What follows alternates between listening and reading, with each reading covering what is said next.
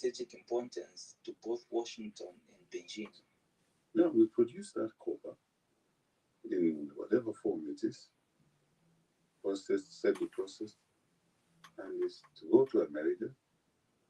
Then you have a 20% tariff. What does that mean?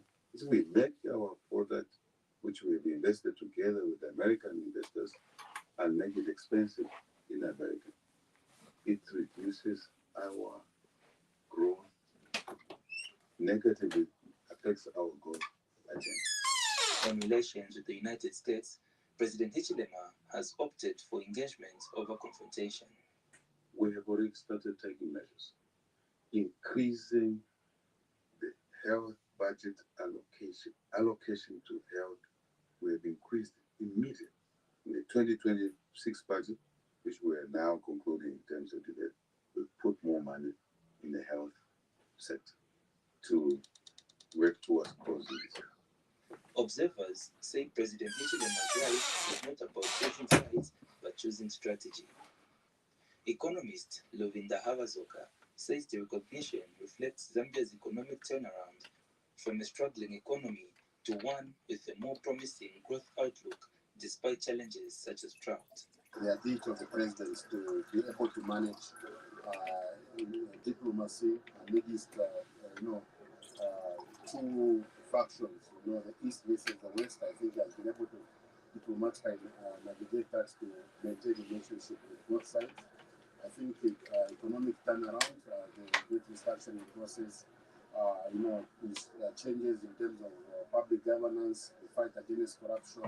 Meanwhile, Northwestern Chamber of Commerce and Industry Chief Executive Officer Makumbu Mulenga has praised President Hichilema for successfully restructuring Zambia's debt amid global economic turbulence. Zambia's engagement under President Hichilema with China has continued to deepen. We've seen increased cooperation and actual investment, especially in the areas of mining, manufacturing, and industry. Then, furthermore, Zambia has gone ahead to accept yen in some selected transactions in order to reduce forex pressure, which is a clear demonstration in terms of relationship between Zambia and China.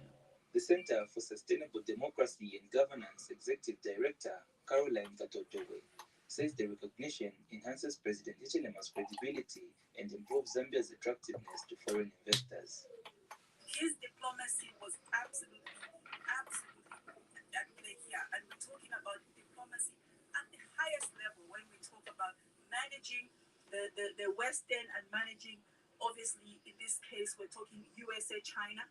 And this relationship for the longest time, and for most African countries, they have been unable to make a relationship that is suitable for their own countries. And what are we saying? We are saying for the first time, we have seen an African leader in the name of President Hichilema manage this relationship by primarily stating exactly what we need as a country.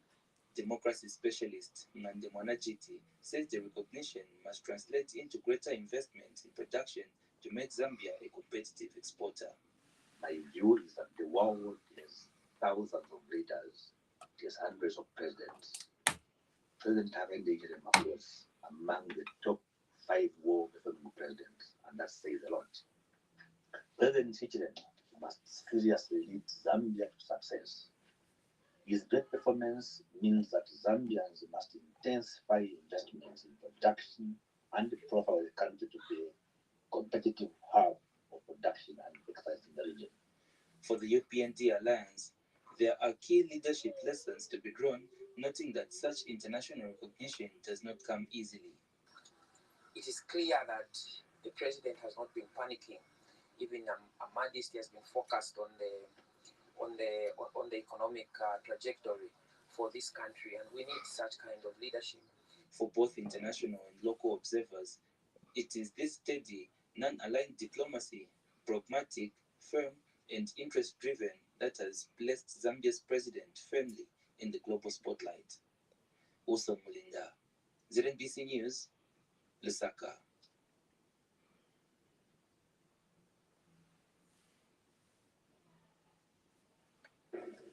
are the latest to be appointed to serve the country in different roles.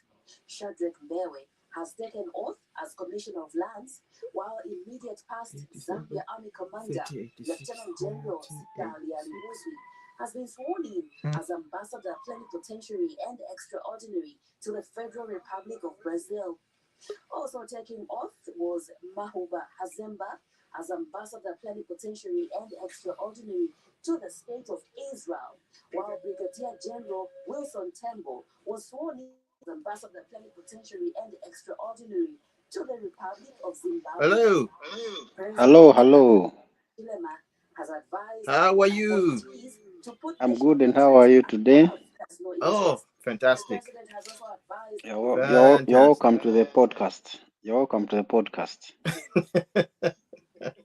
Yes, indeed. Instead of being welcomed, you welcome someone to find.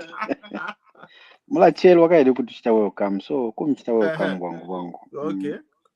Yes. No, you're actually welcome. You're welcome. Yeah. How's the weather there? Ile venda snow. Oh. Ile venda snow. Yeah, same thing here. Kuna na itampaka na kutala bad kind. Yeah, it's very, very, very cold. Okay. Very cold. Oh, okay. Yeah. So yeah, welcome, and hopefully our friends will join us later. Deep Thinker wants to join. Deep Thinker. Ati?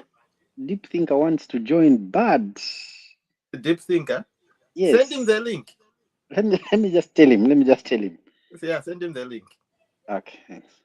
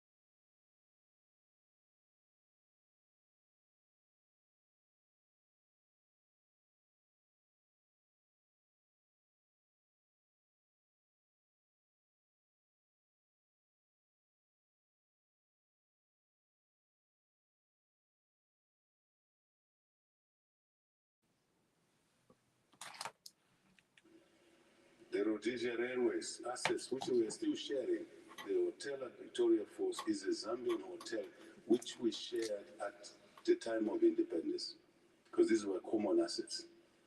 It's our hotel there. Victoria Falls Hotel. For the newly sworn-in Commissioner of Lands, work starts now. My priority is to ensure that working together with other stakeholders, we streamline the land acquisition process, all the way from the traditional authorities, local authorities, up to my office. That will help us to sort out fraudulent titles, fraudulent land allocation. Joy Nyambe, ZNBC News, Lusaka.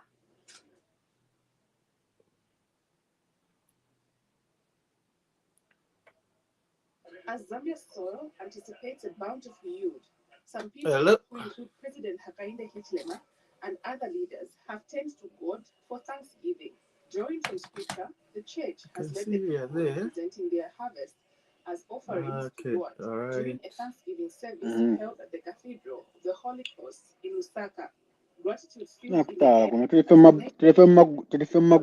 for the rain that revived the land after a season of 2024. This time with rain and can you add my Valentine? I think is he there already? Vice I President. think na Bala join a number in. I don't know. How do I add him? I see him on the background here, but it's not giving me an option to add him. How can I add him? You added him? How can I add him? Oh, you just click on the icon on his thing, and then options will come to add. On where now? Where? How do I add? When you look at the bottom there, they're like bottom. The bottom. Pale mweneko to bantu. Pale mweneko to bantu. Ni pesa pale mweneko to bantu hapa. Wait. Shire to.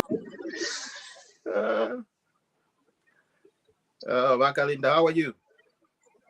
Well, how am I? Goodness me. Where do I even begin? Where do you begin? From somewhere. My God. Okay. From somewhere. Stress, but here we are. That's all we have to say on that. It's stress all around. But here we are. Okay. It's stress all around. But here we are. How is everybody? How is Mr. Magic doing? Yeah? Everybody's good. Everybody's good. Amata, how are you? She's asking. Okay. Are we doing more Kwe news? Why not? Many Kwe news, you don't even know where to begin. Why not? Okay. Why not? Oh, why not? Indeed, why not? Why not? That's the name of the game. All right, talk to me. Today I'm not going to start the way I normally start because Arsenal really made my evening. Can you add Valentine? Can you see him? Is he on here? Yeah. Do I even have the rights to add him? Oh, okay. I don't know how he joined because it's not giving me that option to add. Okay, Valentine, if you're hearing, we're going to remove you and then you can click on the link come again back in. Come back again. Yeah. Rejoin again. Because I can't see him from my end. Okay. All right then. Okay, so let's begin. Welcome, lady and gentlemen. For the first time he got it right. For the first time, okay. I'll leave it there. And of course, we're here to discuss various trending topics from the motherland and dissecting them, and just giving our own insight here as people from the diaspora, and contributing in one or simple way that we can actually relay the information to our fellow diasporan. I don't know if that word exists. So that's we're giving out our 2 cents on the various topics. We got a few topics to tackle, and of course we're gonna end with some Kwe news and end with last remarks. So my name is Chanda Chufia, broadcasting live from Ontario, Canada, and it's cold outside. And of course we got Vakalinda. Over to you, Vakalinda. All right, where do I even begin? Well, once a journalist, is a journalist, a former Times of Zambia reporter, you name it, I've done it all. I've done online radio, I've interviewed everybody that I need to know. And now here I am on Red Tag giving my 2 cents on issues beseeching our own country. Over to you, Mr. Match. That's all I have to say. Oh, North London forever. Just a little bit. You can add that in. Yeah, can I go on now? Yes, you can. Go ahead. I'll simply call myself Himwami from Africa. Currently in London. I mean in Stratford-upon-Avon. An African, but in particular a Zambian. I welcome all of you to the podcast. Thank you. An African. There's something that you forgot. What did I forget? That people need to know about your little town of Stratford. It's famous for who? William Shakespeare. To be or not to be, that's the question. To To be or not to To be. be. That's the Mhm. question. To be an That's African or not to be an African, or to be a Zambian or not to be a Zambian. That's the question. all right. Now that is To what be I was waiting on. That's what to I was be waiting on. to be Chanda Chilufya or not to be Chanda Chilufya. That's the question. Is there a choice to be? Okay, Well, so okay. we got so many topics, gentlemen. Yes. So the first one, I think Did the you say burning. gentlemen again? Did you No, say gentlemen it was a again? slip of I it was a said slip of the ladies Oh tongue. no, and It was a don't slip of the tongue. even go there with me, Mr. Max. Don't okay, even. It's a okay. Eh? slip of the tongue. I apologize, our lady here, Uh, our lady. Yes, So correct. we got the most burning topic. Of course, we're looking at what's been happening the whole week. Last week we didn't have a show, so we didn't talk about it. So we can talk about it today. The call out of Archbishop Alick Banda by Deck to go and explain how he got hold of the Hilux, and of course the escort that he was given by politicians, and it's something that was just a simple come and answer a few questions, became some sort of like a political march or something, or protest. So that's where where we are. Who wants to go first? I'm gonna Go give ahead. that. I'm gonna give that to Mr. Max. Okay. I'm okay. gonna honor him because Yes. him and I And are yes, from the backyard of Shikatende, so he can go yeah. ahead.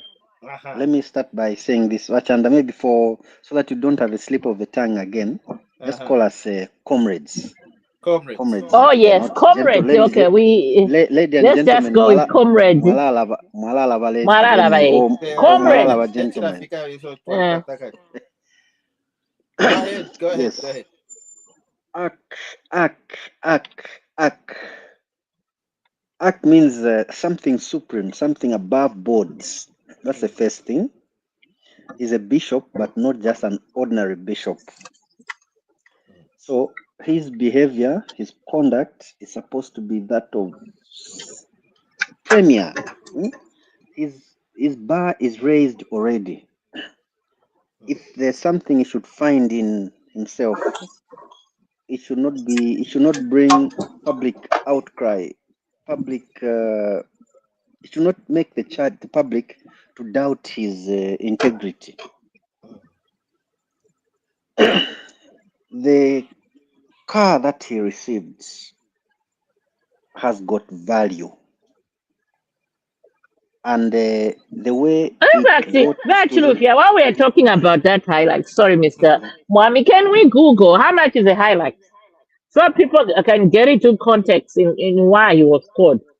How much that money would have gone to paying for students, school fees and everything else. Let's Google that. I mean, I'm not in a position to do that right now. I would, but as Mr. Maja speaks, Okay. let's take a look at how much that car cost. Okay, I'll find out. Go ahead, Mr. Maja. I apologize Yeah. again. So we are talking about someone who should lead by example, and I don't just mean example, but a good one. So for him to find himself in such a questionable matter, he's supposed to make himself available to what will make him innocent, the law.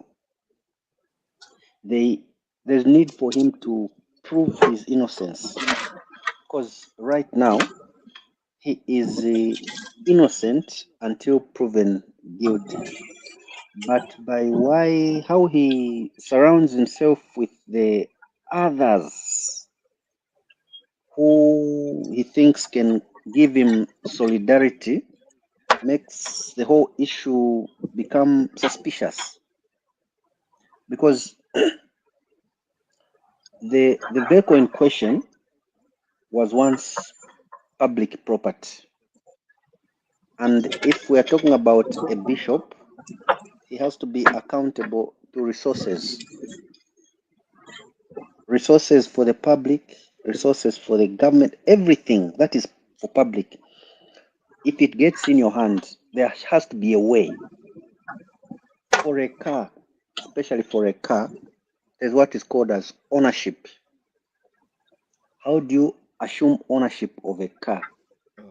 You must prove it by purchase, or if it's a gift, it must come like really a gift. There should be enough documentation to prove that this thing was not bought.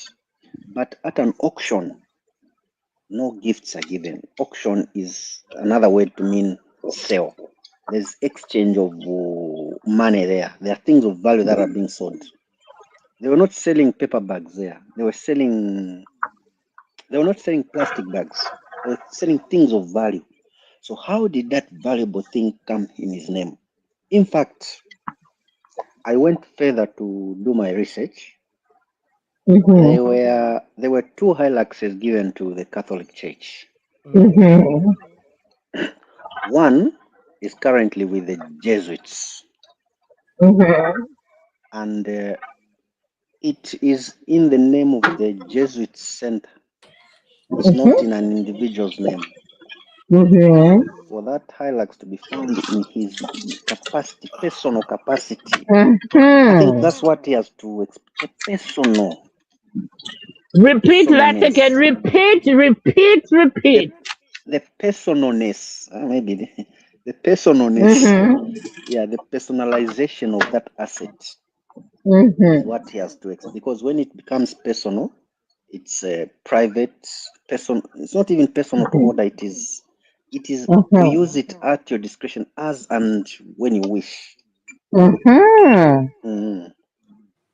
that's what he has to explain. He's a bishop, and then he is also Alick Banda, the name, the person. For him to garner the support of the Catholics in Lusaka at his diocese was not good enough, because that amounts to intimidation. Because I can imagine those that are in Catholic and they know that what he did is wrong, and he didn't see them there. He would have concluded, those are the people that don't support me. So when he goes back to preach his homily, I can imagine what it would be like. He may even want to cite them indirectly. He's going to injure them. So, look, you don't support your brother, but people know that this is wrong. So, as a man of God, he was not supposed to take the whole congregation, no, let alone even to take politicians there. Was wrong, because the issue was economic. Failure. There are taxes involved. He was supposed to pay what is called as ownership, change of ownership. There's supposed to be some money. Tax was supposed to be paid. See? He was supposed to do what is right for the nation to benefit. But no. Even the other person who works for ZRA, the one who was used to get that, his character has been put in disrepute. He has put the character of that person in disrepute. His character is now questionable. He can't be trusted. He is an alibi. He conspired. He also has to prove his innocence. Yeah, so for Bishop Banda, his end will be a very sad one. And he had all the access to all the people involved, who he could have just gone to and said, okay, you people, I have an integrity to protect. What I did is wrong. How can we make amends? That's all. If it means surrendering this thing, I can, but he just chose to go to just take the bull by the horns. his advisor, if he has an advisor, the advisor didn't do a good job on him. I yield. But Silvia, come on here before I put my 2 cents. I want to hear your Of opinion on course. this. It's very important. Very, very important. So, my opinion is this. Yes, of course, you know, we respect the, you know, the Catholic priests. This actually has got nothing to do with the Catholic Church in its all or in totality. This is basically one individual, Archbishop Alick Banda, being summoned by DEC. Now, according to the laws of Zambia, it stipulates that anybody can be called upon. Okay? You can be a clergy, you can be a bishop, priest, father, any Zambian. DEC has the right to call you for questioning. There's nothing sinister about it. There's nothing illegal about it. There's nothing like, you know, it's a case. Don't do that. You know, you say, no. At the end of the day, he is just human of flesh and blood, just like anybody else. Aside from wearing the cloth of being a priest or archbishop, he's just human. And when he's called upon, they didn't say that we're calling the whole Catholic Church as an institution. No. This was just one individual being called. And it's just questioning, really. They are running investigations. And when they're doing investigations, they're obliged or they're mandated to call anybody that can help them, you know, through those investigations. So maybe there's certain information that he has that they needed. Who knows? You know, but we know that, of course, the main thing that was actually revealed to us was the highlights, which was gifted to him. Now, that is a government property. So how did the government property end up in the hands of just an ordinary Zambian? Well, not ordinary, but as a Zambian who doesn't work for the government. So those are the questions that we need to ask, you know, and of course, that's the questions that they wanted to find out. How? Okay. So we, sorry, hold on 1 minute. Valentine keeps on. I can't seem to add him. I don't know what he has done. So is he able to clock out of this and then come in and re-click? Yeah, that's what he's been doing. But you see, when he comes in, when I try to add him, it's just showing. It doesn't show that button that says add somebody. You know what I mean? It doesn't. It's not showing. It just. I don't know what he has done. Really, I don't know. I don't know how to add him. Really, it's not giving me that option to add him. So that's the one sad part. Maybe, yeah. Anyway, as I'm talking, maybe one of you can help him out. So, like I was saying, you know, it's an individual thing. You know, the DEC called upon the Archbishop to go and answer a few questions. Now, sad enough, he did not respond to any of the questions. I believe it's believed to say that he just kept quiet. And but the big question is, why all those what do you call it? Okay. See you. I'm able to add you, but I can't add him. I'm able to add you guys, but with him I can't. It's I don't know what's happening. I don't know what's happening because I came up and just to figure it out. So I'm sorry about that. Okay, so like I was saying, guys, like, look, why the big escort? Why make it political? You see? So these are the questions that the ordinary Zambian is trying to find out. Like, look, we give him respect as being one of the top, leaders in the Catholic fraternity. Being an archbishop is somebody who's on top, is there, above there. And of course, for a man of that stature and caliber, he should,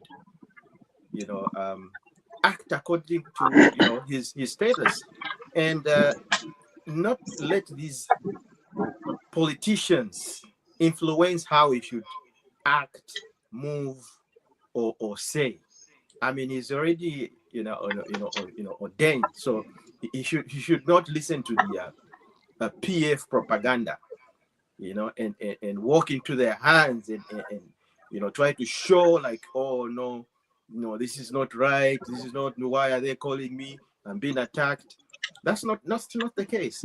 I mean, if he's got nothing to hide, and if he's as clean as a white cloth, he should just go there with clean hands. I mean, you don't really need an entourage of politicians to escort you, and why creating that, what you call it, that attention to yourself. I mean, he had to walk. He went to church, and he had to walk from there to DC. Why? To create that attention. Why? I mean, you're a man of God. You're a man of God. So I mean, those are the things that I was really concerned about, and the things that I saw, it didn't sit well with me. It's just a huge crowd following him. Like, I mean, you should even just go and just on your own. You don't even need that entourage. I mean, you're protected by God. You're a man of God. You've got integrity. And you should just go there with clean hands and just say, and that's it. From there, you come out. Don't you know those things? Hey, I'm a lawyer. There's one funny man who was saying that I'm a lawyer. Please let me. I want to escort him. So anyway, Wakalinda. Right on. Oh my goodness. You guys are so kind to the Archbishop Alick Banda. But let me take it a little further, okay? I want to go back to history, okay? This is an Archbishop that we have been watching on social media dancing to Alebwele Lapo at State House with Valungu. And what does that tell you? He was fraternizing with the PF, meaning he is absolutely in cohort with the PF's agenda. So the car that he got from ZRA, okay, that was just, payment for his, his support to the party. Because, I mean, time and time again, when he goes to the church, when he's at the pulpit, he is out there hammering against the new dawn and then praising the PF. What does that tell you? That man has lost it. And he's very, very, very fortunate that he's living in a country where you have our elder, HH, as the president of the country, because believe you me, if I was the president of the country and looking at the history, the behavior of that Alick Banda, he's not even worth that title to begin with, because you are supposed to be impartial, and he hasn't been. He has been a strong PF cadre from the start, and he's not going to change. So if I was HH, I'll be calling the Pope, because I'm pretty sure, HH has the Pope's number. He's met him not too long ago, So I'll be calling the Pope and recalling Archbishop Banda, because he's not worth the title. He's not worth anything in the eyes of the people of Zambia. Because I mean, I speak as somebody who went to Catholic. I mean, I went to Catholic school, so I know that. I mean, I'm not Catholic, but I appreciate the education that I got there because it was one of the best to be where I am today. So he's not worth that title. And as far as I know, because I have friends who are bishops or archbishops in the Catholic Church, when somebody donates a vehicle, the vehicle is registered to to that church, not to somebody's name to begin with. So that is personal. And from what I'm hearing now from my sources, that's just not about vehicles. It's a little bit more. And as we go on, as the DEC investigate, they'll tell us what they found out on the Archbishop. That's the reason why he kept quiet during questioning, because that case is simple. I mean, let's also look at the person who actually, donated that vehicle or gave it to him.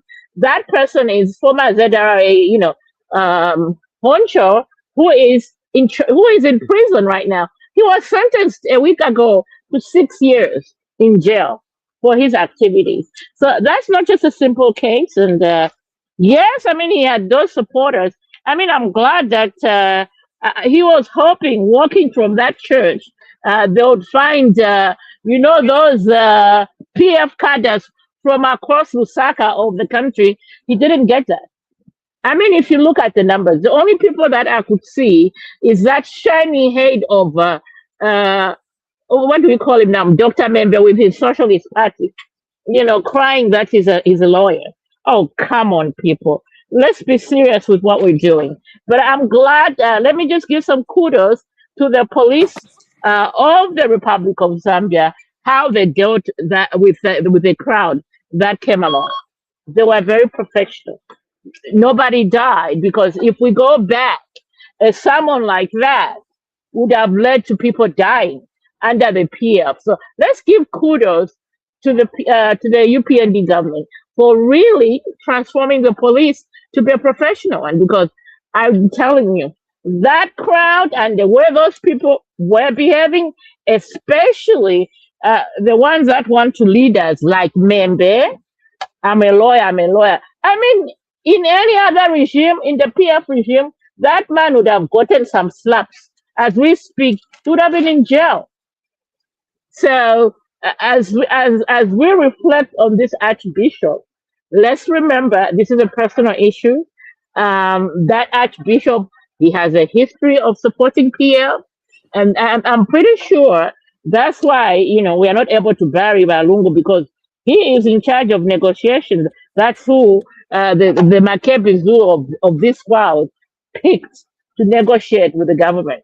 That's the reason why Balungu is not buried. That's the reason why his body is, in a morgue in South Africa, because they show somebody whose allegiance is not to the Christian faith, but to a political party and a selected family. I end there. I think there's somebody who joined in. Yes, we just have Vakazia. Welcome, Vakazia, to the show. I'm sure my goodness! He's got a lot to say. Oh my goodness! Is this the resident peer? Is this the return? Is this the return of the resident peer? I have always been. You are the one who ran away, actually, Wakaninda.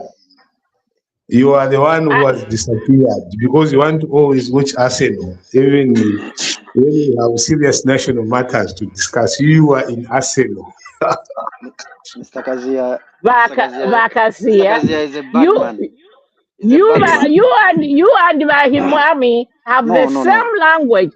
Mr. Himwami called me last week and told me you ran away because of Arsenal. I'm like, come on, people. And I'm blaming Mr. Kazia now. Here my blame first. You didn't come to give us. You didn't show up to give us divergent views. I'm going to give you. Yeah, we like you for that one. Yes, I we will like give you for you that a very one. serious diversity view. Very good, very healthy. Yeah. So But diversity built some country. I know now. Diversity built some country. no, but has made Canada very strong. It's the issue of diversity. That's why Diversity. you can't come here in Canada and do the shenanigans that I'm seeing in some of the countries. Here, they remind you that a human being is more important than anything else. Anything else comes secondary. Now, I was hearing Wakalinda. Oh my goodness. I have heard her very well, and I have heard a different view. And my view has been very, very strong on that. You see, if that car was reported stolen, then Alick Banda deserved to explain how he found himself with a stolen vehicle. The vehicle was a gift, and that gift was taken back by government. Jack came on clean and say, we have this car in the 6 months has elapsed, therefore the car has been forfeited. And then 6 months later, you come back on the same matter. He was very right to keep quiet. I would also do the same. What was it that he was going to answer, which government is not aware of?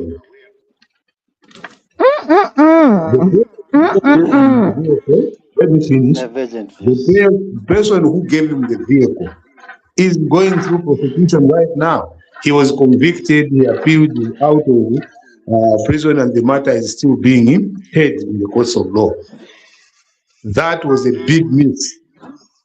The Catholic and the bishop have been against all governments. Remember, maybe people who may not forget Kaunda told them corona. There is no government which has done wrong things and they've not gone after. They went after everybody. But Teres from Pungo went with even Nekora Navakwala to the UPND convention, where he was a guest to speak.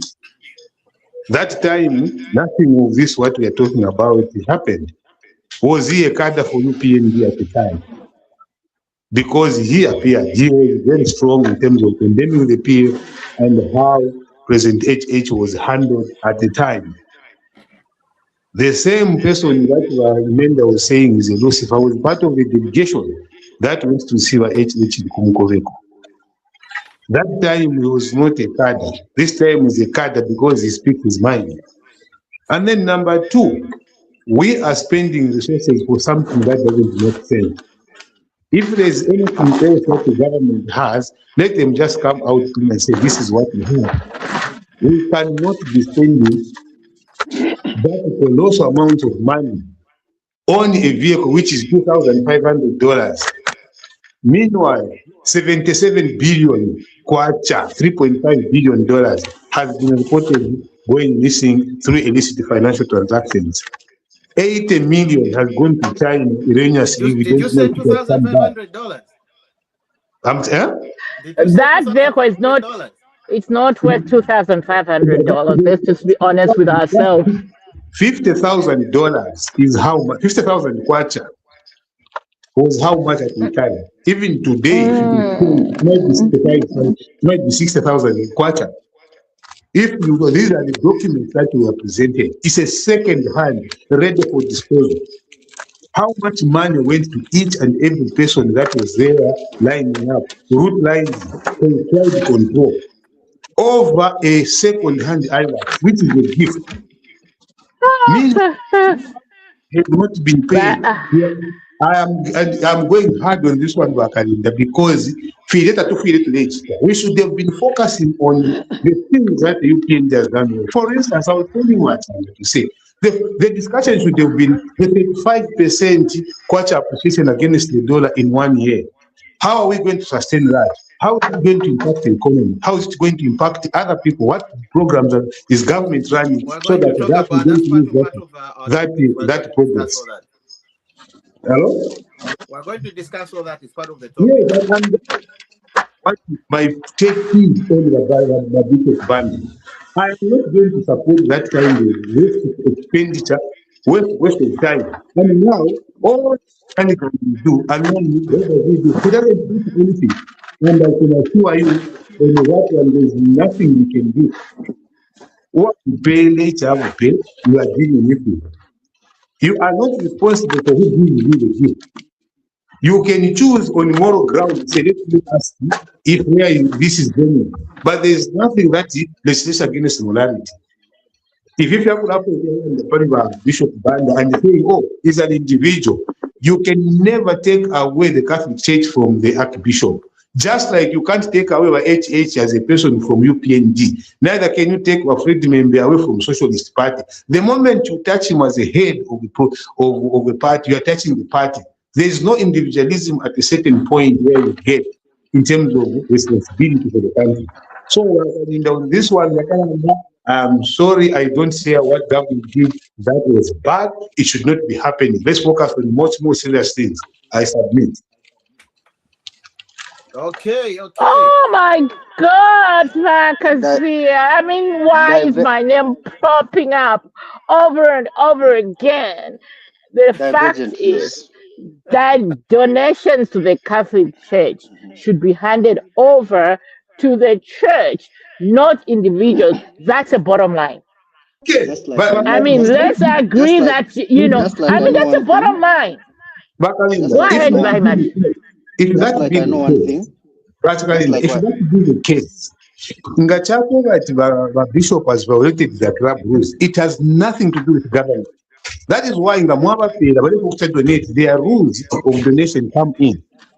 The rules come to guide on who is donated and what. And the Catholics deal with it. It's not a government problem. You cannot give and say, oh, we have declare. It is not your responsibility. You don't come and control how I use one. The Catholic find him to say, oh, which you support to declare. What happens to a person who doesn't declare within the Catholic system? It is their rules that count. It's not government. Government has no role to play when it gets to club. That's the same thing. I'm send a motor to a trade union, like Mapela was ZCTU. How was ZCTU deal with that which you've given them? Has nothing to do with government. Ngabasha violate. The members are good. So wait,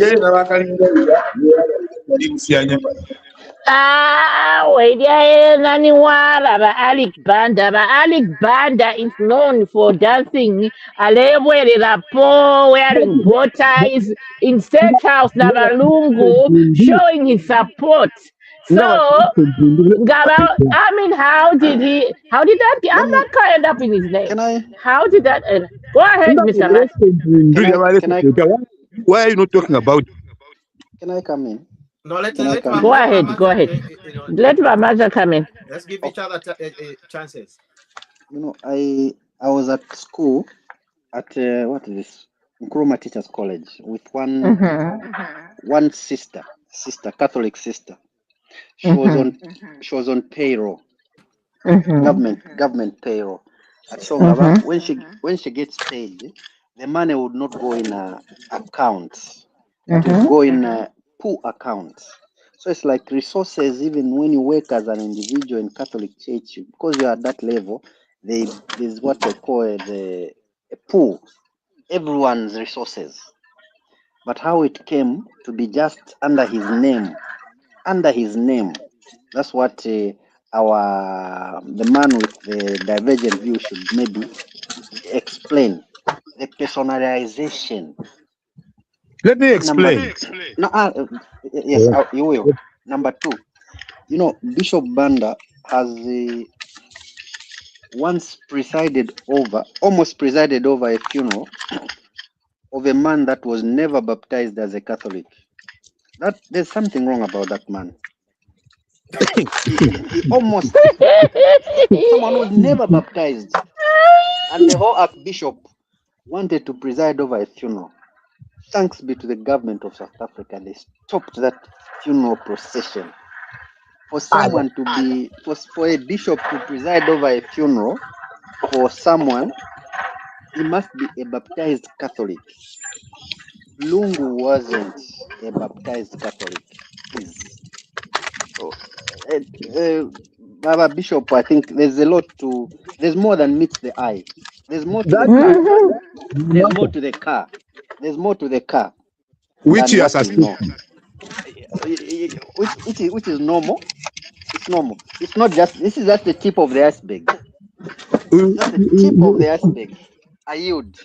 Give us the iceberg. We are not interested in the tip. I'm Show too us small. the iceberg, Ramata. You don't Ramata. This one, It will come. now you see, Ima Ramata in Melango. Now, discuss the Catholic as if you are Catholic yourself. The Catholic Church must be able to deal with that. It is not your business. They have rules of how they handle everything from donations, even that person you are giving us at all. I think the salary are well, who we have not mentioned, and we don't know how authentic that person can confirm that is what is happening. What is the rules? Not have rules. I'm a churches, they are just under that. They have rules that they deal with. So, it's not government business to follow up the policy club rules. It is not a government responsibility. Government is not responsible for gifts. Okay. All right. I think this one we just have to say. Let's end here because we can go on and on this topic. We got a lot to cover, gentlemen. We got a lot to cover. Oh my goodness, gentlemen! Again, what the hell? Excuse my language. Comrades, you're very particular with your. I'm not a man. I'm not a man. Please. Come on, just go with the flow. So. No, I'm not going with the flow on this one. Okay. Okay, comrades. Let's progress. I think the issue of the Archbishop is something that will still be in the hot topic arena for the coming weeks, because yes, like Masha is alluding that there might be more, and of course we've heard that before. There's definitely more. There's somebody who's got an echo. If you guys can just mute if you're not talking, so that we can at least have a better. Thank you very much. So yeah, so just for conclusion, I think let's leave it to investigative wings. They know what they're doing, and if there's need for him to be recorded, that's going to happen again, and we'll obviously learn more in the near coming weeks on what's truly happening. Just a quick one. Just a quick one. Before it becomes a court case, we can still talk about it. Yeah, it's not in court. Yeah. So if there can be another fora later on, better, because once it becomes a court case, me and Mr. Chanda's divergent views will be not talkable. It's good we can talk now. Thank you. Okay.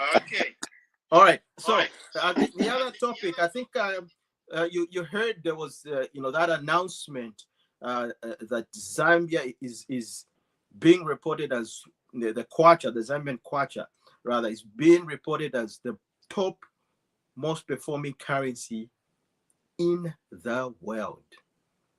And this, of course, right now, I'm not happy about that. No. Well, we'll go into it. So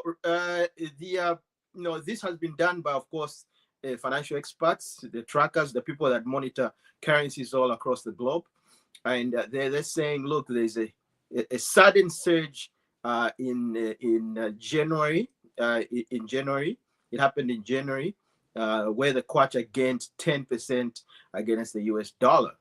So it's a positive move. It's something good for the economy, and it's something good that can reflect on other things.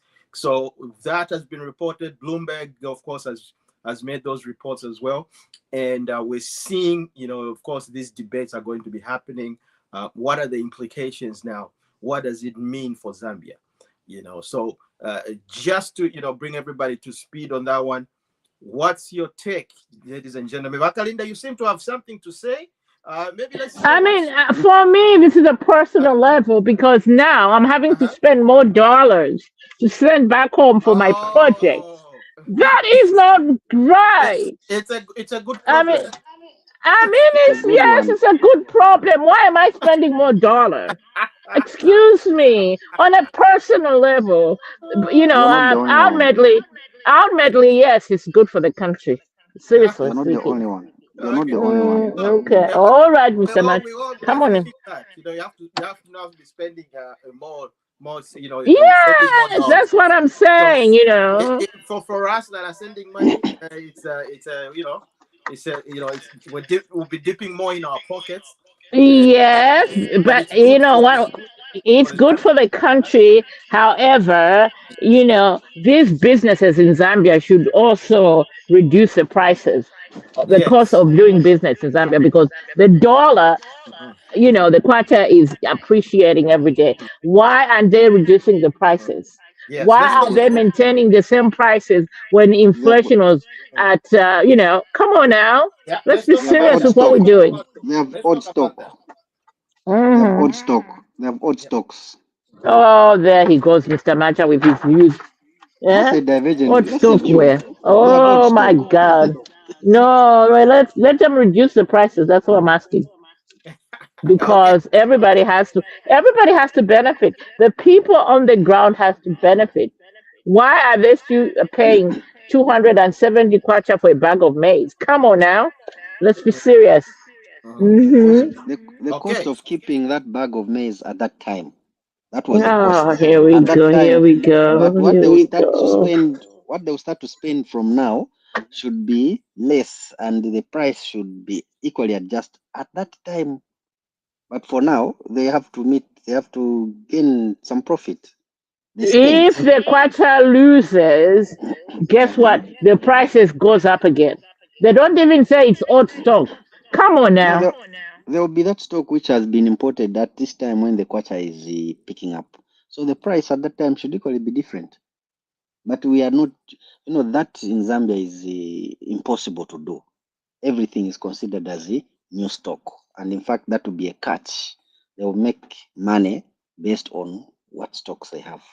It has never happened that, no, because of a lot of stock that we ordered when the dollar was low, only in the car business. In the car business is felt because it's direct.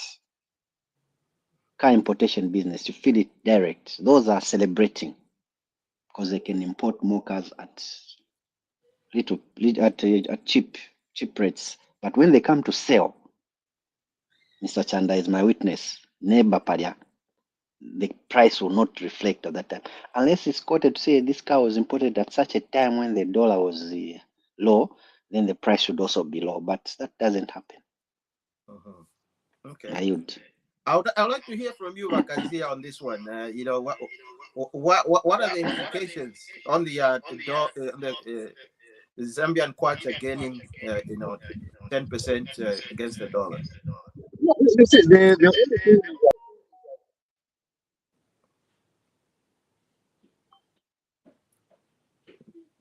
Yeah, Oh, he's just dropped out. He's the just only thing. Yeah, he's dropped out. So yeah. So I mean, let's say so what? Okay, so my question is this now. Okay, why is this happening? I mean, I don't think it's by accident. I don't think it's something that's manipulated. I was So I why? was thinking the other day Uh, that there's too much AI. Maybe these are the things that are coming on, like too much videos which you see on internet about Zambia being what? Maybe it's AI. It could not be. It can't. It can't be true. It can't be no, no, true. no, no, no, no. Okay, let's hear Wakazia is back. Let's hear from Wakazia. Hello? My view is that in terms of economic stability, currency appreciation, the Echo, currency echo, is heading echo, that echo. way. The I don't only know how many devices you guys have on. this does not reflect huma prices vakalinda's point. Uwafa twakwata wakwe bati tatwafika pali level ya economics whereby if the kwacha appreciates, we see it as a way to support ourselves to say apano mbatu Africa tieni tuchite reflect ma prices nga twachita import it should reflect on where we are at. No, takwa befu tatuchitefi mamon tatuchitefi. We just go. It's a moment for more it's a moment for more. It's a moment for more money. So that's the only thing.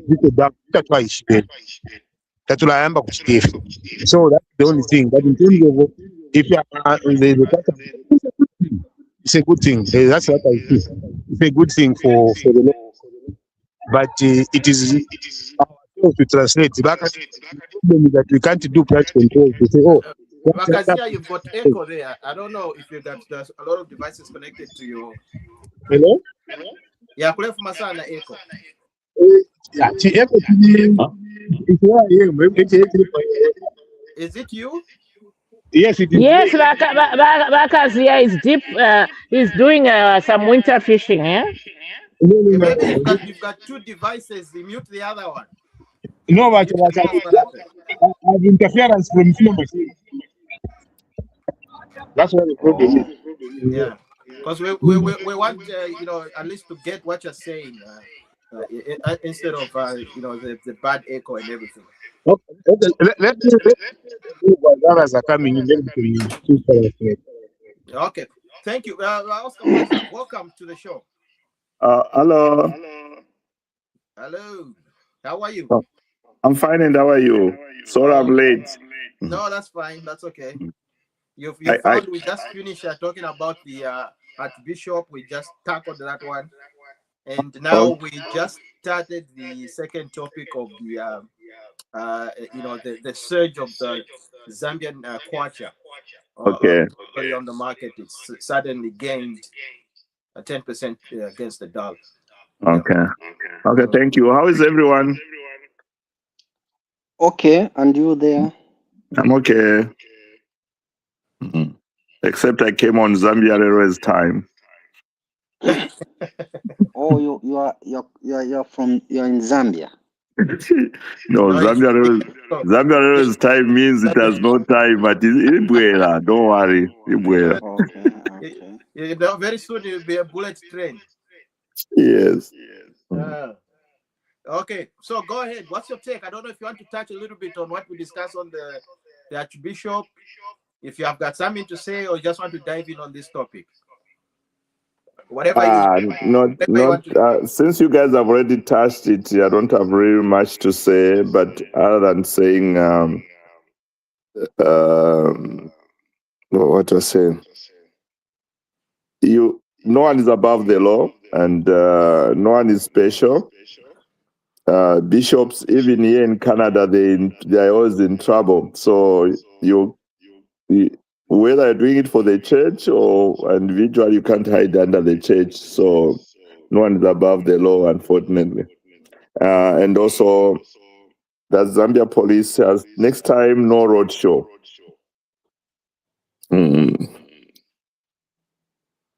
Okay, so now the Kwacha suddenly gained. What's your feel and take on that one? As an economist, I'm happy, but I have questions too. Okay. I know the copper prices are high. The 15% of the mining taxes now be paid in Chinese currency. I know as part of the monetary policy, the central bank can dump dollars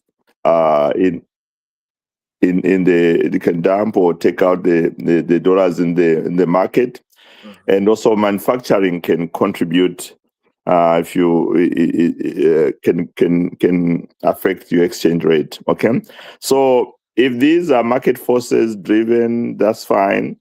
But also then the typical economics, when your currency over appreciates, it may start affecting your exports because they become expensive, and your imports, it benefits the importers because then they can afford to pay for the imports. So I hope that balance is the true market forces at play. If it's manually being managed, but they need to know where the limit is before we start having negative effects, especially on the manufacturing. Yeah. But we don't manufacture a lot at the moment, so I think it's okay. It's the copper, the mining, and those kind of things that I think is driving that, as well as the 15% paying in Chinese currency. And if we owe 80% or so debt to China, that is significant. Yeah. Yep. For sure. Who else? Much have you tackled this one? Have you talked about it? I'm a third person here. I was sending some money back home today, and I have to send a little bit more to meet my former needs.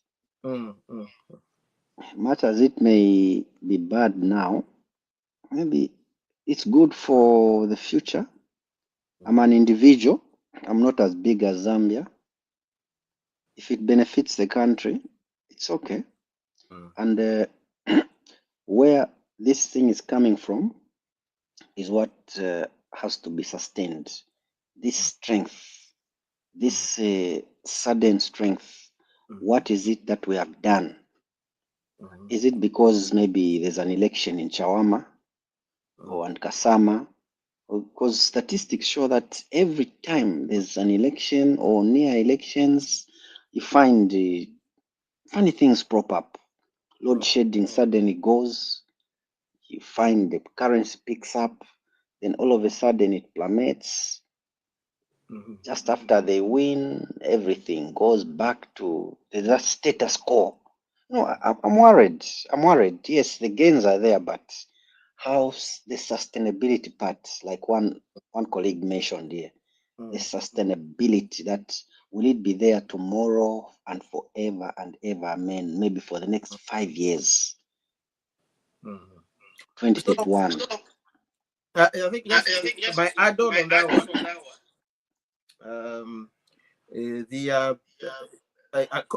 Let me just add on what Oscar Mwanza was saying. There are certain market forces that are at play here, and of course, we know that there's certain government reforms that have been done or made. The deliberate moves where the government has actually instructed, banks and all these other companies to be converting the US dollar into Kwacha. So limiting the use of the US dollar, everything should be used in Kwacha. So that's one of the other factors that leads to things like that. And then, as well as of course, we know this is not something that we can manufacture. We know. Sorry, there's somebody who's creating an echo there. So yeah. So we know, like, this is something that cannot be manufactured. The copper prices, for a fact, have surged. I mean, this is the best time, for copper producing countries to actually, make money. And so that's something that cannot be manufactured. And these reports are not coming from Zambia's side. I mean, these are coming from financial experts. These are people that actually track currencies all around the world. So it cannot be manufactured. It's not because of the elections in Chawama or Kasama.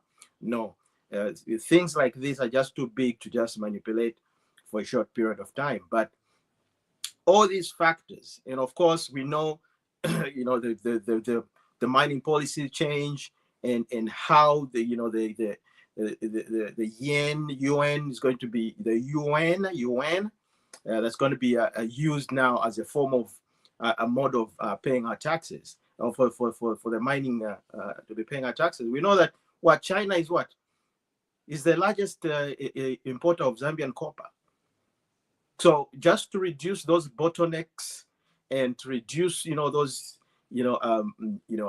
costs that are associated with instead of buying it in US dollar, then converting it back into yuan. I mean that of course, those costs are going to be removed, and it's going to make it easier for Zambia and China to trade easily. So I think these are factors, and of course, I mean, all businessmen, most of the products that people import come from China. So if instead of somebody going to China with US dollars and then change them into yuan, they'll be going directly with yuan. No need of changing. So it'll be a win-win situation here for Zambian businessmen, Zambian companies, manufacturing industries, and everybody that's doing the importing of goods and services. It's going to be a positive move. It's going to reduce the costs, and in turn, then we're going to see the change in prices. Prices now will start going down, but it cannot just happen now. This report has just been done in January, early January, and we're still in January. So let's see what happens. Because it depends. I mean, who knows what's going to happen in the next coming few months. So let's see how it moves. If this continues, then we'll see, the benefit being passed on to the consumers, and we're going to see cheaper prices. Like Wakalinda saying, you want to see cheaper prices. Of course, those are the things that we're going to, see once everything is in play now, because this change of using the yuan has just happened, and now we'll have a huge reserve of yuan in BOZ Bank of Zambia, huge reserves of US dollars. Okay, and it doesn't. Some people will start asking, "Hey, does it mean that we won't be trading in the dollar?" No. Business continue as usual. Now we just have a secondary currency that we can easily trade, because most of the products that Zambia uses are from China anyway. So why should we trade in US dollar and carry those costs to the consumers? That's why I'm finding goods are becoming more expensive. So it'll be easier for just using the yuan. Zambian businessmen, they just go, they buy the Kwacha to yuan. So they trade between Kwacha and yuan. So you get your yuan off plane to China, get your goods, bring them back in. Then the consumers will be paying cheaper prices on the goods and services. Okay, so that's one big thing. I do have a question. I do have a question on that. Somebody should answer it for me.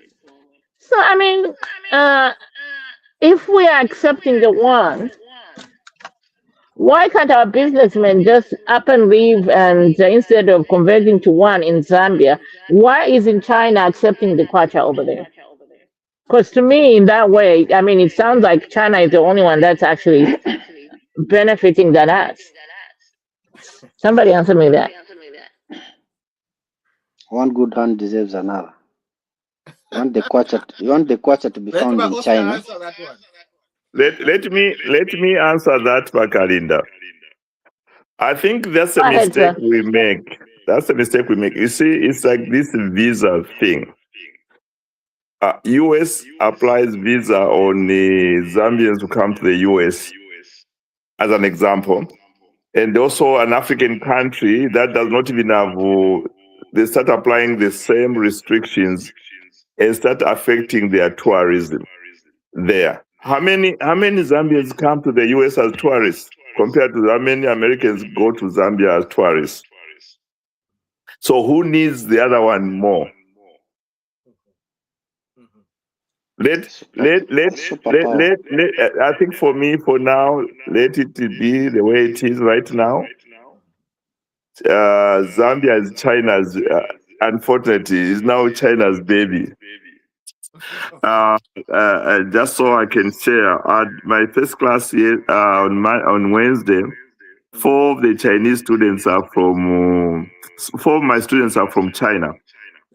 It's very rare here to find somebody who knows Zambia, who even knows the president, who even knows what the country produces.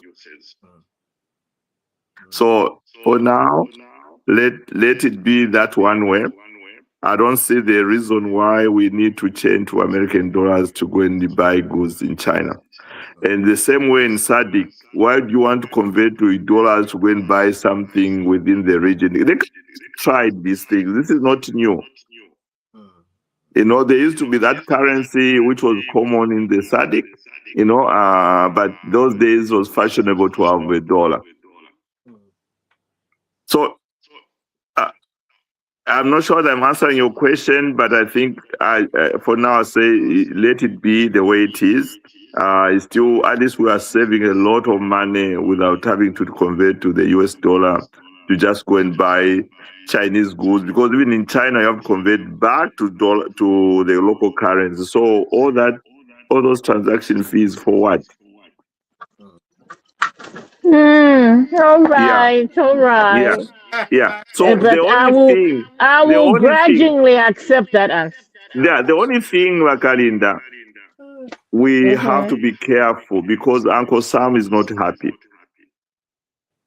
This shenanigan about cutting aid, visitor restrictions, whatever. Remember Saddam Hussein, Gaddafi, Venezuela, those things, we really have to be careful because I don't think they are happy.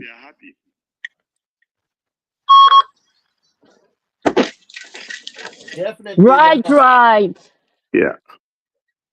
Definitely they're not. Definitely they're not. So I think now let's discuss the other topic, of course. You know, I think it bleeds into the other topic of I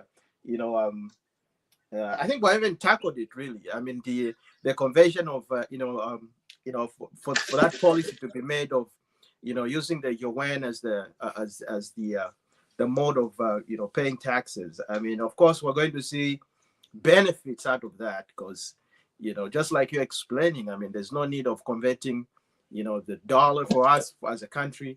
We pay China in dollars, and then they have to convert those dollars into their currency, the yuan. So all those costs related things are going to be cut off. So it will be a direct one-on-one. And yeah, of course, I mean, Uncle Sam will not be happy, but we're not completely saying that we're not going to be using the United States dollar. It's still another mode of trading currency, but the yuan, it's good for Zambia and it's good for China. This arrangement, I think it's a country to country, which is good because they're going to benefit, we're going to benefit as well. So, and still the US, everybody else can trade in the US dollar in wherever parts of the world they're going or doing business. That's what it is. So, Chanda, can I just add, sorry for dominating this, can I add a little bit? You know why they're not happy? It's not that we are doing away with the dollar, but we are planting that seed that you can say you can de-dollarize your transactions, okay? This is why what you call this BRICS, that the China, Russia, which was the other country, Brazil, South Africa was trying to do, right? But maybe they developed cold feet, so you're actually saying this could work. So, and the more countries take on that, it won't be good. These guys they don't like it. But for me, like I said, there's nothing wrong because even here in Manitoba, the days when the Canadian dollar was maybe stronger, 80, 85, you didn't need to change to US dollars to go and shop in North Dakota or South Dakota. You could just go there and use Canadian dollars. So it does work. Yeah. Fantastic. Unless everybody there's Macha, you got you want to add something? What's it to say? The two-way part where they're saying you can't have the Kwacha in China. Yeah, we understand no country has everything. So the price of copper then, we need to determine it because it's ours. If anything, there should be this market for copper right in Zambia, not in London where there's no mine, London Metal Exchange.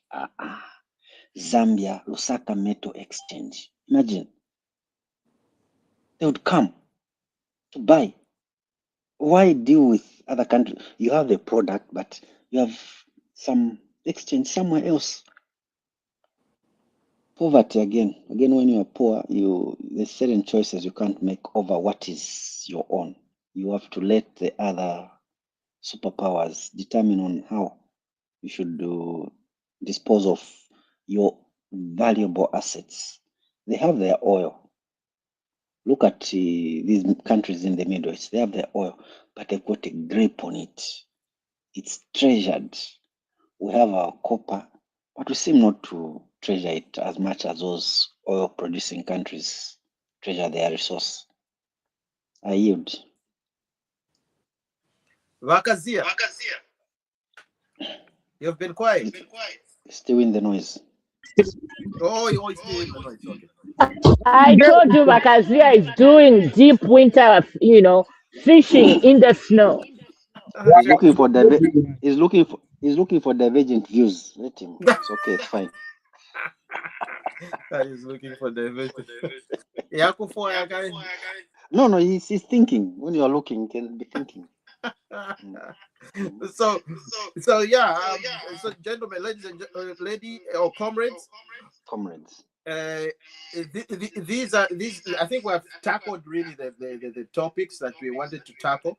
Now let's talk about the coin news. Now I don't know if you heard about the hydro power plant that's going to be built between Zambia and Zimbabwe. It's going to be 2,400 megawatt, 100 hydro power plant at right there at Batoka Gorge. Which river? On which river? At Batoka Gorge. The Zambezi. Let me just quickly before you even go there. I am angry, really. I am vehemently I'm not supporting that project. I'm very passionate about environmental concerns there at the Baroka Gorge. My belly button is buried in Livingston. I have connections there. My father is buried there. My two sisters are buried there. I'm just I'm not so comfortable with the environmental assessment that was released on it. There was another. I mean, this is nothing new because back in the 90s there was an assessment done on that particular project, and it was reviewed then, I think, by the World Environmental Something Organization then, that if something like that would happen, it will affect the flow of water at Big Falls. And for us, that's the greatest assets that we have that we sell to our tourists.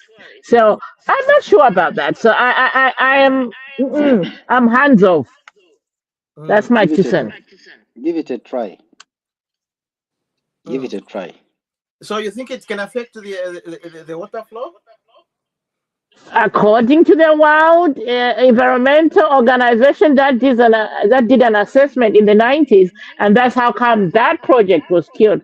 So it's nothing new. It's just been revisited, and I'm not sure about the new environmental assessment that was done by both governments. Go ahead. Here's my view. When you talk about power, we're talking about countries that supply us with oil and solar products. Surely, would they be very happy to hear that we shall not buy their oil, we shall not buy their solar, because we have become self-sustained. We are now self-contained with power. They would come up with these things about environmental impact assessment. No, your river, your Victoria Falls will lose water. So if you go ahead, you lose tourists. I'm thinking along those lines. There's too much water on that force. 1 million liters. I need an independent assessment. Again, not funded by the Zambian government or the Zimbabwean government. I need an independent assessment on this again before I can agree on it. For power, we just need another one because load shedding hasn't been good enough. Solar is temporal. Solar is temporal. What's your take on this one, Mwanza? It's gone. Oh, it's gone. Oh, okay. Yeah, I mean, I think it's a good move, but I think what I think is obviously with the report you're looking at is like pretty much old. It probably there's a new one that we don't have access to. Maybe if it will be public, we'll know. And I'm sure they did the due diligence and all that. Oh, he's back. Mwanza, you're back. Yeah, I always have problems with internet. I don't know whether it's the platform or it's my internet. Yes. You want me to contribute to? Yes, sir. So Bakalinda was saying to affect Victoria Falls. So I'm not sure whether it's on the upper side or it's on the lower side of the gorge.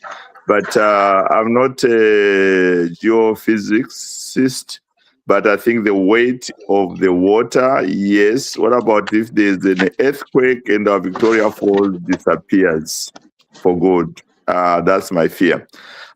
It's not new, yes. There's been an assessment of the environmental impact. Personally, I would say no, but the economics of having multiple power generation within the same river, I understand that logic, but I think the price of if something was ever to happen to Victoria Falls, it's huge. I think we should not take that risk. Then if the environmental assessment is based on a ZEMA assessment, I don't trust ZEMA. I don't trust them. I'll tell you, I don't care. They can sue me.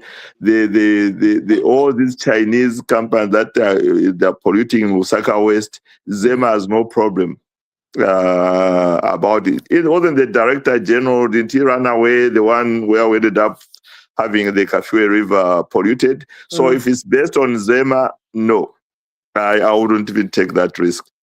It's even worse. So if the earlier assessments said no, I think let's go with that one. I wouldn't want to lose Victoria Falls. And Bakalinda, you talked about your loved ones buried there. Do you have land there? Maybe that's more important than... I do have land, and my mother left us 2 residential homes. So yes, I'm connected to Livingston. Okay. So anyway, let's wait and see. But they've already signed them. Remember that Chilufia umbilical cord is buried in Livingston. Let's also add that on to this discussion. No, that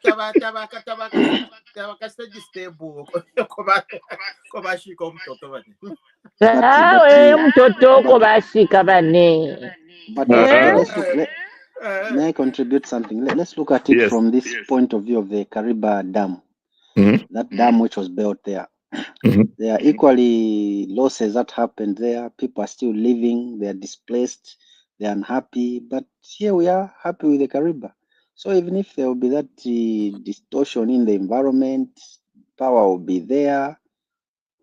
We are living with the Kariba displacements. Something will happen. It's not the first thing that will really distort everything that we've dearly loved in Zambia, including Umtoto wa Wakaindo Walandipo. So does it mean I'm very very controversial today? Does it mean in Kariba Dam there are no graveyards that were sunken in that lake of theirs there? So the loss can come. Development sometimes Mr. development Masha, Mr. yes, Himwami, development comes with a price. from the Yes, backyard of Shikatende, Mr. yes. Masha. Eh, Right eh, now, Livingston is grappling with an overpopulation of elephants. Now you want us to add this power thing? And most of the tourists that we have now, I remember we've had a surge of tourists in the last 4 years, where we are earning almost $100 million in tourism earnings, and now we're gonna put this whatever God they're talking about with the blessings of them. And like Mr. Oscar says, I have no trust. I have no faith in them assessment. That's why I'm saying, well, hold on a minute.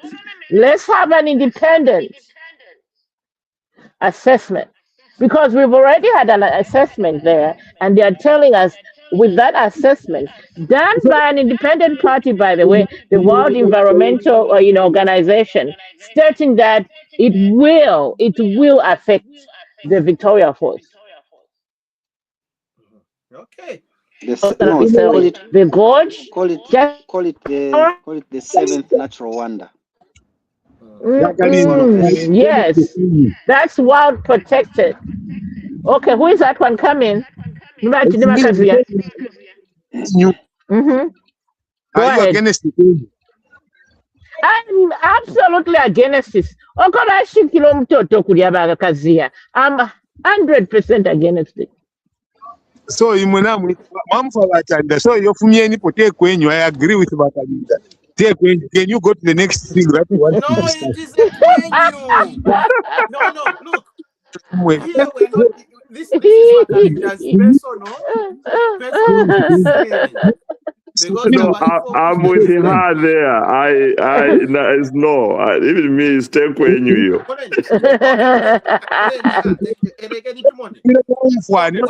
What's better? To quantify an extra 2,400 megawatts of power, or we preserve Bakalinda's Umutoto? Yes, let's preserve my Umutoto, please. Preserve Umutoto. Okay. Take when you. Wakana. Okay. So number now if it is Chawama, now if I may ask, I want to ask something first of all. PF, are they standing on PF as a party, or they're standing, because I believe with the NCP he refused Juliana Kanicha. What are they using now? Which party are they using? They're masquerading. FDD. Okay. Mm-hmm. Oh, but you know the one good thing I saw. At this point, why are we worried about that? Did you see that viral video of that woman who was dressed in a UPN saying, That's what I want. In their green. That's why this topic was. That's why I was going. So the good thing is, that was like I was trying to say before you interrupted me. There's peace. Eh? Yes. They're even meeting on the way. No pangas, no fights, no nothing. Innocent is not there. Eh? Kalimash. You see? Which is a good thing. I mean, will this have happened if PF was in power? In power, I'll tell you something. In power, PF, I waited for over 20 minutes before curfew. I wanted to get into Chawama from Makeni Mall. There was traffic jam during PF. Atwa Innocent walipa phone call mrodu. Now we make a motoka parodi balelanda. Serious? Come on. Yes. Traffic jam. Atwa Innocent walipa phone mrodu balelanda. Mimi nawe mina parodi na motoka. Traffic, serious. It's not happening. Come on, we have order in Zambia. Wow. Mm. You mean, yes. You mean those crooks should never come to power. Those crooks, no. We don't need them. My brother, I don't, that interrupting you, I don't know how many times between Noveramo and Mandevu there, downtown, where had vehicles driving on the wrong other side of the street, and those were PF cadre. Like we control the road, we can drive anywhere we want. Yes. PF, hey. We got Danny back on the show. He's been, I don't know where he was. He's busy enjoying Canada. He ran away. He was looking for divergent views as well. But Danny, welcome to the show. Uh-oh, are you there? I'm sure you're Hola. Hola.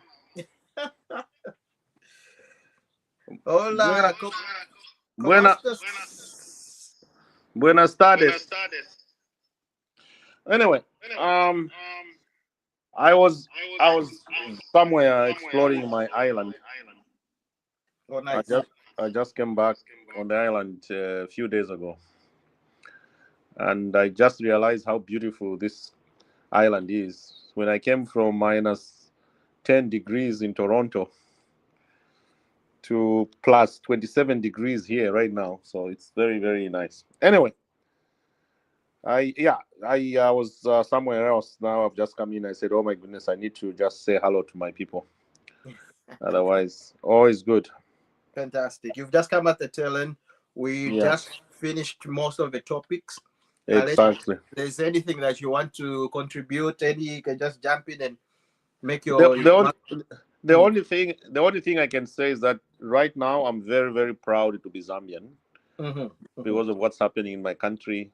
My everything, all the indicators of what's going on in my country is positive, and I like it. So everything, the environment back home, economics and everything, political stuff, everything is positive. So I love it, and I'm very, very happy to be Zambian right now. Fantastic. Any question that you want to share? No. Just a minute. Wadani. Do you like this thing where the opposition is spreading stories that our president is unwell? No, this is not your comment. Listen, this is not the first time they have said it. This is actually the third time they have wished our president ill health. And to me, I think it has lost meaning because they said it the first time, the second time. This is the third time they have wished our president illness. And no, nobody's believing them anymore. So they're just wasting their time. Is there no law that covers such things? I think as a leader, people will say things about you. I think what HH is doing is just keeping quiet and not ignoring them. I don't think there's any law that. Remember, all the leaders are. Remember, we used to call Mwanawasa garbage and all cabbage and all this type of thing. So those are things that come with leadership roles you play. So you just have to ignore them. Mr. Kafupi. Yeah. Cobra. So I remember when Mr. Zero was busy on the TV those past couple of weeks ago, I think. Busy trying to call HH. I'm like, are you sure? They wanted up your call. No, that was the beginning of that campaign of saying, "Oh, is the president sick? Where is he? Why is he not answering my call?" When did Zero or whatever call the president and the president talk to him directly? So that was the beginning. Of that campaign of saying the president is sick. The president is sick. To me, I was talking to one of my colleagues in Chifi Shagumbila. I'm from Chifi Shagumbila, in Shigatende area. Oh, we want to land too. So I was talking to my friend, and he said, when you wish somebody ill health, you are the one who's going to die earlier. Yes. So let them wish our president ill health, and them are the ones who will be dying. That's what my cousin told me from Shigatenda. Jabu Balege. Yeah. Let them wish our president ill health, and they'll continue dying. Yeah, because then when he got through, I think he was speaking to Amasaka. And then he started asking him, "Is the president okay?"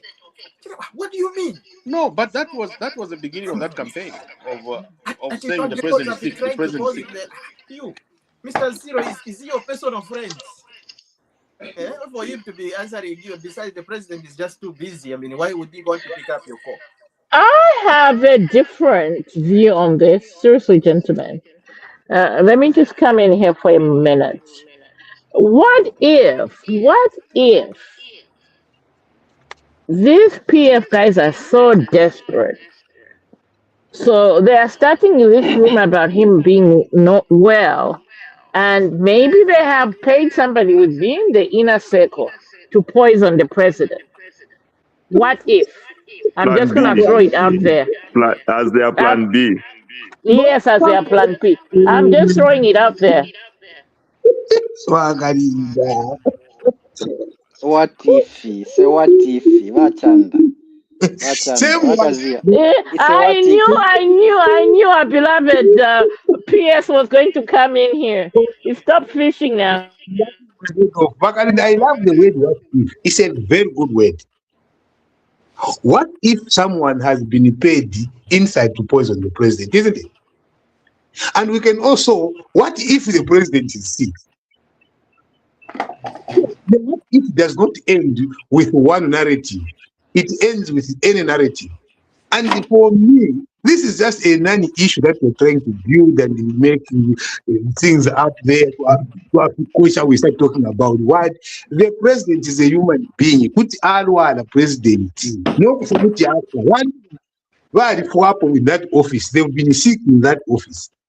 So there's nothing special the president can't be sick. And if a person asks, give him the answer. You don't have to go that, this is what I'm going to say about it. The president is employed by us. We are the employer, is our servant. So whatever happens to him, we have a say on him. There's nothing private about a big president as long as they're in the office. And the people become malicious. Politicians become malicious against each other. They talk about the health of each other, they accuse each other of wrong things. It's part of a normal democratic process in our country, at least from what I've seen. So for me, that is just distraction. Let the president focus on doing what he has to do right. That is all. No, they also talk.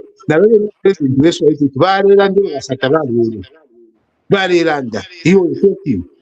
There's nothing special about it. He was talking, and when the same kind of behavior whereby when you're talking, why are you asking about the president? The same thing is happening. Let's change the narrative. Let's change the narrative, guys. Let's focus on what really matters. If you forget what President really is a non-issue, whoever creates it, they can create it. He's a leader. People can attack him in any time. He must just cook out of a big skin. Zambia. It is just the beginning. We have embraced the count of lies. Today, no constituency to eat. By UPND, by pressure by PF, by UPND, by UPND, by UPND. Unless we become to live by our words. The problem is that the culture manipulation of information is getting deeper and deeper. And you see it become worse as we run towards the elections. We need to just avoid it. Some of the things you know is you can't respond to everything. Each and everything that comes up for the president, someone must be jumping there to defend it. Even if Panga says, no, guys, I submit to you. But anyway, you can talk about it if you so wish. No. You have already spoken about it, so I don't know what you're saying now. Anyway, we have to talk about it because we have to defend our president. And we cannot allow our to spread our false rumors. And Wakalinda has got a very innocent question to say, look, what if, you know, who knows? I mean, at this point, abantu are so desperate to the core that you never know what they're thinking or planning. So Because these are the last kicks of the dying horse. I mean, you know, I'm a kicks last year before the horse dies. Are you saying that Wakalinda's what if can amount to a prima facie in case of anything? It's just a question. It's just a question. Yes, it could if it happens, because we have to remember who started this rumor. Sishua, and then Mwamba went live on his page while he's hiding in Washington, D.C. Let's just be honest about ourselves. And then we woke up to a post by one of these PF affiliates saying, rest in peace, HH. They even put his picture. Do you know what kind of commotion that would create in a country if we believe that lie? You know? I mean, come on, people. Let's be I mean, yes. Let's, you know. I mean, he forgot about it, and the goodness is that he came out saying, "Look, I'm taking care of my animals in Choma at my farm." That was the only thing, and then we had that rally. Mari kuside rafu. Ukumulera ndati arefu omuntu. Tell me about it. Ngabe namaside hustles yabo yari kwisa. Say, but president never side hustle. Even me, let me go and do side hustle. Other than trying to talk to somebody who doesn't want to talk to you. So it's to generate lies that the president is unwell. That's a side hustle. We have a full-time employee called Mwamba. That's all he does every day. Wakes up, he has to make up such things. So it's unfortunate. They are so desperate, but they will never come back to power. In one word, they are just using propaganda. Animal Farm. That novel, Animal Farm. I wish every PF character could read that novel, the Animal Farm. I've identified all characters. They say. I did that one. Was a part of my literature in grade 12. I wrote that book. Yes. No, that was a compulsory book, Animal Farm. George Orwell. Yeah. Yes. It was part of my exam. Because I did literature specifically. So it was part of the books that I had to study and write about for exam. Yeah, that was good. All animals are equal, but some are more equal than others. Anyway, so we should just ignore these characters. They have nothing to offer, and they are just desperate. They didn't expect to come out of power that much, but I like what I hear from Davis Mwila. Is it Davis Mwila or the former whatever? The one they call the only prophet in Zambia. Davis Mwila. Whatever he says, he predicts things and they come true. Right now, he's telling them that PF will not be on the ballot, whether you like it or not. He's telling them right now. He says, you guys, whether you like it or not, we are not going to be on the ballot in August 2026. They don't believe him that PF will not be on the ballot. So is the next one to be suspended. He has been suspended many times. By which party? By which president? Which faction? The Ruvinda faction. The Ruvinda-led faction. Yeah, they suspended him already. He came back, but he's just telling the truth. You remember, I told them that you guys, when we lose, we're gonna be prosecuted. He told them, and it came to. In fact, let's not say that he's saying the truth. He's giving a divergent view, and wherever a divergent view is given, hey, my God, people don't take it kindly. nabo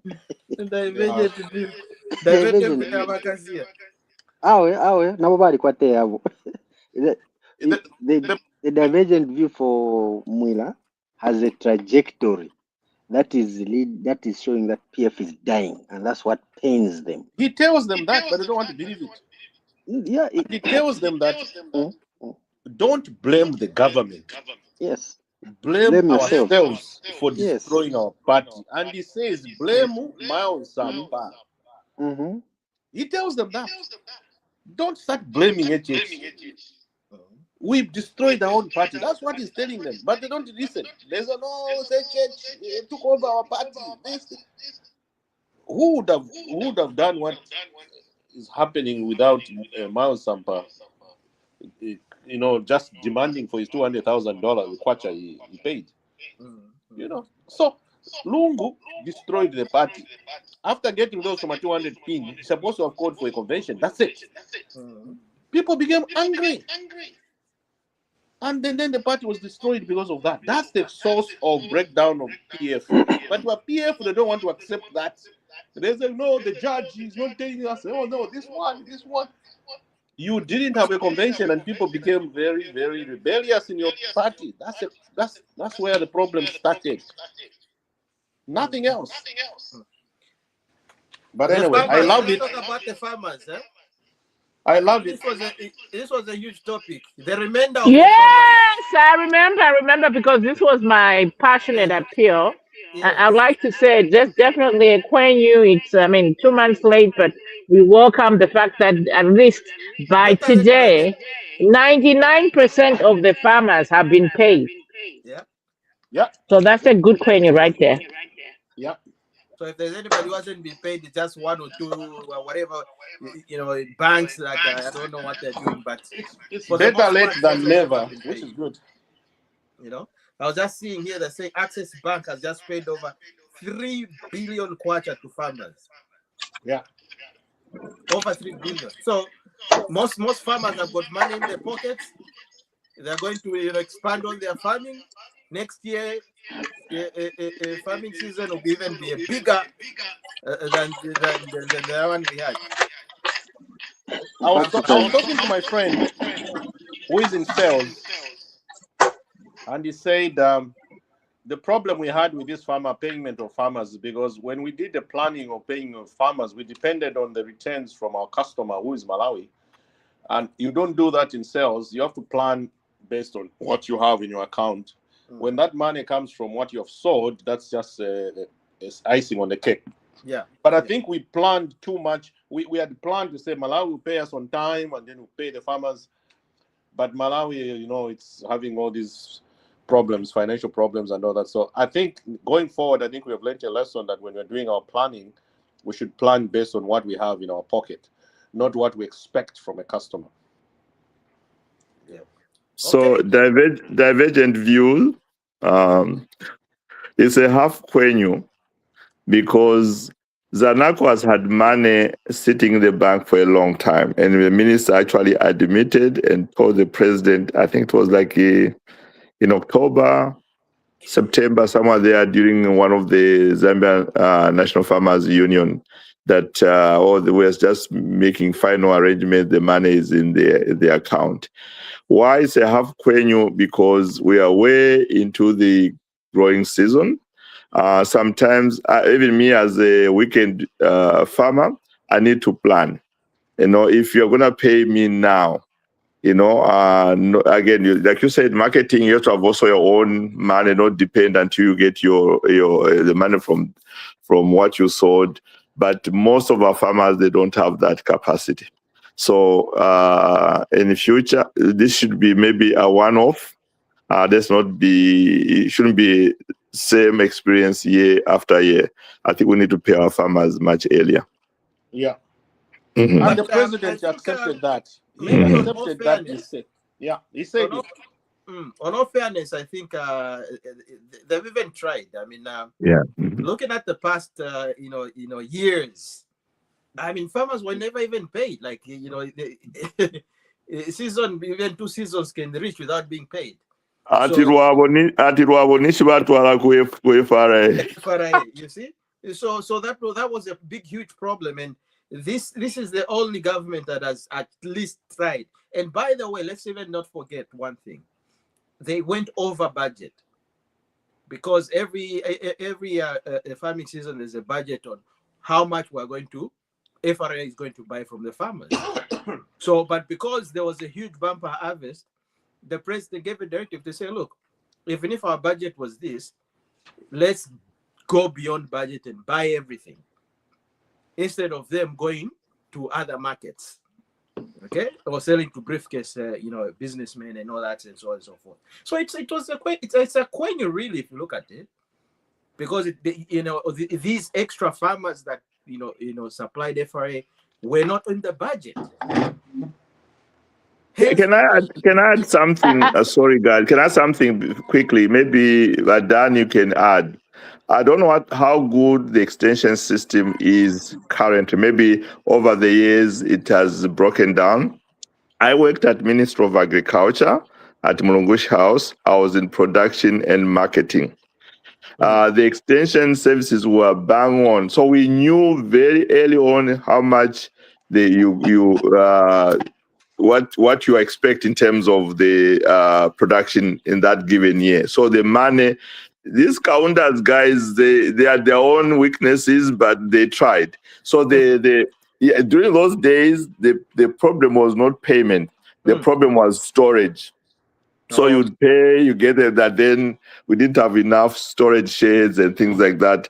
I think that is when Canada built some of these storage sheds over and above what we had from the 60s or whatever. But with our extension system, if we work on that, which the current government is trying to revamp, we should have a good idea. Like not these extension officers just drinking to GDG all day. No. How much we are expecting to produce in that given year, so that we plan quickly for these kind of things. Fair enough. I still don't understand why they didn't allow farmers themselves to export this maize directly to these countries that needs them, like Congo, DR, Botswana, all these other countries.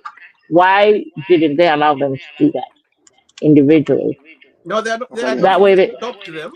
I think you just need licenses. For you to do that. You can do it if you want. There was a quota allocated. How much maize we can export and how much we should keep within our country. Yeah, and I think the farmers themselves, they say, you know what, I'd rather take it to FRA. At least I'm guaranteed. Going to Congo is so risky. Looking at what's happening now, I mean, nobody wants to take them on their own personal capacity. You want to go and take money, your maize. Who knows what's going to happen? Maybe they'll rob you. Maybe they'll steal from you. So all those risks. So you'd rather sell it to FRA, because your money is guaranteed. Maybe it may delay, but it's guaranteed. And they take the risk for them to do the rest. So that's how I was looking at it, really. But so, gentlemen, let's wind up. The last remarks. Let's start from our dear lady Kalinda. Your last remarks, and then we. No, I want to be the last one today. You want to be the okay? I thought it was ladies first. Anyway. No. No. Okay. So maybe we start with the PS Kazia. Kazia is back on the forum. Where is he? Oh, he's gone. He was here. He disappeared again. I thought I suspended him. He brought himself. So he brought himself. He was here. No, we brought him back. He was here. He disappeared now. When you came, immediately came in, he went. I think he was scared of you. Scared of me. So, Daddy, what are your last remarks? My last remarks about my government is that we have to be careful the way we deal with America. They are not good people. And we should be very careful. Every step we take with them, we have to be very careful. Look what has happened to Venezuela. So when they come in with an apple on the left side and a carrot on the right side, and then they say we are building you a rail line from northwestern to Angola, whatever. We have to be very, very careful, because if you don't agree with them, they can do horrible things to you. So let's continue dealing with our Russian and Chinese and Indian partners. But I think when it comes to America, let's be very careful. That's all I can say. Yeah. And remember, I think we had a conversation on this one. I told you when they bombed, when they sent missiles in Nigeria. Yeah. I told you that this is the government of Nigeria sure that have allowed that, even though it was like we're targeting the terrorist group, but just for them to allow a foreign country to drop missile in your own country. Yeah, who knows what they're going to do next? Next thing we know, they're in Venezuela. So, you got to be careful. Trump is not a friend. I mean, he's somebody that we should be very careful with. Especially, like you said, the Americans. So, yeah, Himwani. Yeah, I want to echo what Danny said. He talked about African countries being careful. We're even scared of Trump wanting to get Greenland, which is very far away from them. This issue about greed of resources. If your country has got resources, which America wants, copper is one of them. There you go. We have to be extremely careful. Very, very careful. And our army is even almost nothing to talk about. Oh, by the way, they train our army, so they know our weaknesses. So if one day if they are to penetrate our systems, we are nowhere. There's nothing to hide with the Americans. So like Danny said, we have to be cautious. I yield. Amen. Oscar. Hello? Yes. We're doing our last remarks now. Okay. Yeah, just your last thoughts on any topic you want to discuss or add on or conclude on. No, I think the last presenter, what was speaking, I called them Palasti. We need to, that's my concern too. We talked about the exchange rate, the use of Chinese exchange rate. I said it's not like we're doing away with the dollar, but it gives ideas to other countries that, you can also do the same. The BRICS now can even have courage. Hey, if Zambia can do it, we can go full scale. I don't think Uncle Sam is happy. We have critical minerals. So we need to be, especially if Chembera wins, he's going to win the second term anyway, no problem. He has to be careful. This traveling, what he needs to be very, very careful. To me, he's a very good leader who's going to transform Zambia to other level that we've never seen. But these countries that are greed of resources and things like that, they don't like those kind of leaders. They love the Mobutus, those kind of things. You do useless guys. They are not these ones that are showing dependence, breaking away from what we've traditionally been working for the West. Yeah, I think we just have to be careful. Yeah, agreed. I think we all agree on that one. We're seeing the examples on what's going on in the world. We have to be very careful. Lakazia, you're back, and you want to put your last remarks? Your friend, Dr. Danny is here. Yes, I know. Usually With him, I know where he stands on most of the things, so I don't have a problem. When he comes here, I know what is exactly how they've answered some of the questions that are there. But let me throw in a different perspective here, which I want to hear your comment. And this is to relate to the USA. The USA gives us 2.2 billion worth of, maybe I think a billion worth of aid. And when they give us that aid, Trump has been very magnanimous to say it the way it is. We give you aid, you give us your resources. We can't give you aid, and the other people that are not giving you aid benefit from the resources. And I think from a humanitarian point of view, he's right. We must stop being dependent. Our resource that we have, we must use it properly. We can't be blaming someone who says, I've given you money, I want this in return. And then you say, no. We want our critical minerals to be given to anywhere we want. But meanwhile, we are getting their aid. That is double standard in my head. And that is what has been created. That is what has created a very bad across Africa. And when I speak about Zambia, Zambia is just part of that group, year in, year out. This is not just about the UPN, it's about the PF, it's about UNIT, it's about the MMD. We are always going to get in Congole, and then we are also wanting to depend on aid. What do we do with our money? We generate money, we generate revenue, it ends up in people's pockets. I was thinking that that is going to be a thing of the past. Until now, I knew about the 3.5 billion. That still hates me. We are not talking about it. Quiet. 61 containers of medicines, quiet. 80 million that has gone to China, quiet. Who is being held accountable for those things that are there? So if we imagine we can pull these resources together, we don't need 180 million where the president now has to dance to the tune. $120 million, that is what we are, $180 million, we are dancing to the tune of the IMF to give us that money, that loan, with conditionalities.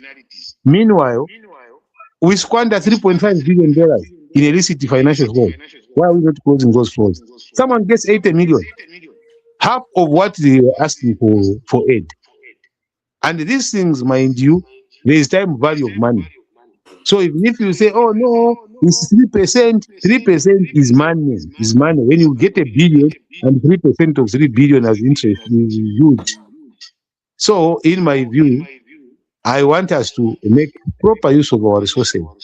And then we should stop blaming others that have been giving us grants that are free when they stop. We must not.